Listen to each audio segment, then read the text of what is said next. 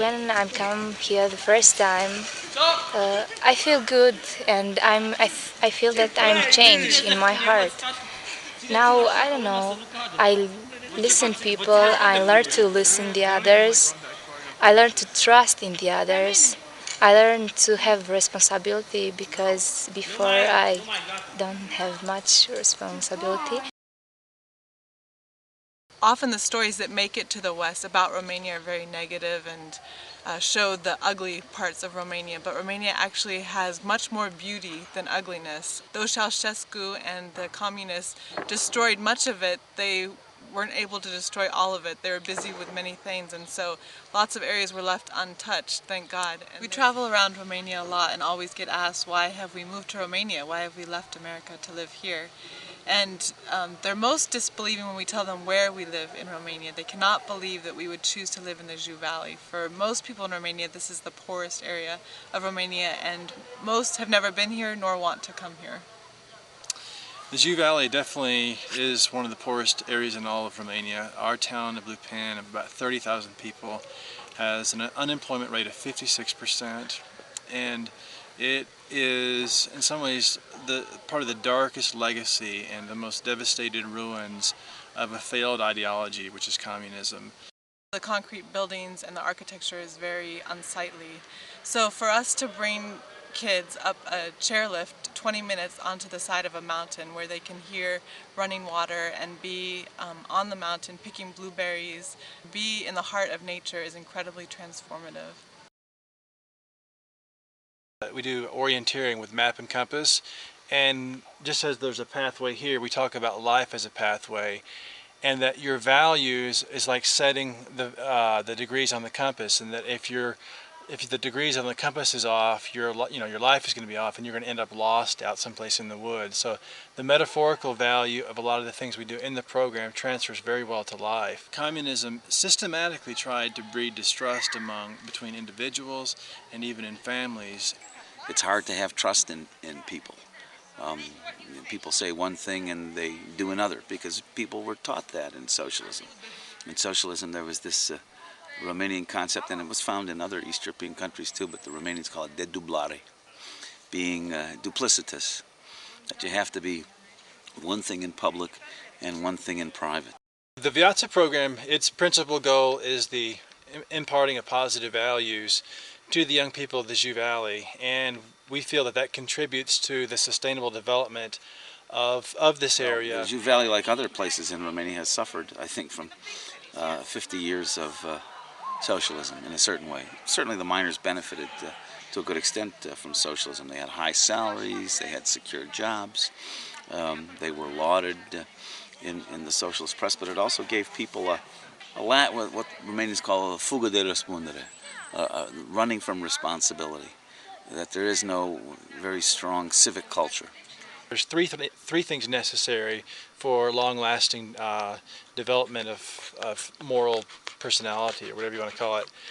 The three things are role models, which we provide through the leaders in the program. Another element is the experiential element of them actually experiencing themselves, trusting themselves and trusting other people. And the third part is actually a credible intellectual context, or a credible narrative within which these values make sense. We feel really great about our staff. It's a collaboration of American volunteers and Romanians who are actually paid, and we advertise all over Romania and choose the best and brightest from the whole country. The kids don't have heroes, and I think for the first time they're coming in contact with a person who they can really look up to and be a role model for. Different strengths within each culture make for a more well-rounded program, and we have things to offer each other. And as a group of Americans and Romanians, we make a well-balanced team and learn a lot from each other. In my experience, the best staff person, the best facilitator for this kind of work is someone who really has the ability to walk in someone else's shoes. And I always feel very privileged, and I think a good trainer is privileged to be part of someone else's learning and growing.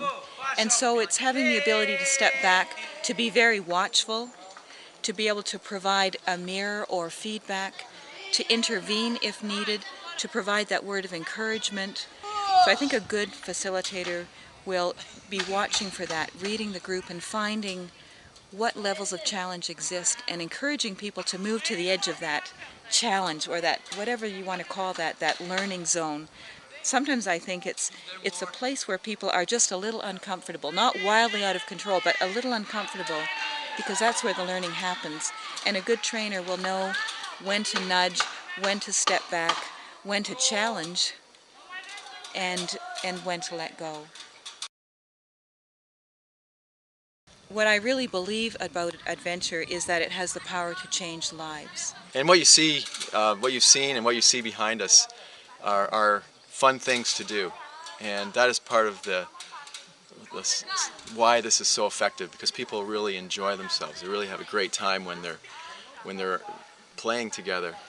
But behind it all is a philosophy of learning that involves staged, sequenced experiences that deal with certain issues that always happen in groups, such as building trust, building a way of working together, like norms for a group, and then experiencing those norms through the activities you use, and then taking that learning that happens, that inevitably happens when you're working as a group, back to the discussion that happens afterwards. What happened?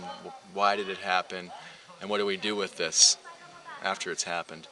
We believe the reason why this program works so well is that we didn't invent it. It actually goes back 50 years, and we're standing on a lot of people's shoulders. And we actually work with a company called Part.1 who pioneered this type of experiential education in America.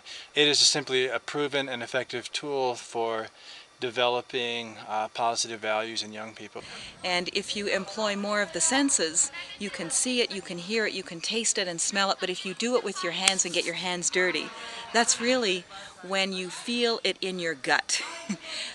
And when you have that visceral feeling around, like, I'm really afraid, because I can feel it here. Think about anything that you've really learned to do in your life, and like riding a bicycle, for instance. You know, someone can tell you how to ride a bike, and maybe a parent or a friend held the seat, the saddle, as you sort of began riding a bike, but it wasn't until you actually began riding the bike yourself and probably fell a few times that you got, aha, so this is how one rides a bike. And I think experiential work is the same way. It's that aha. So this is how you do it.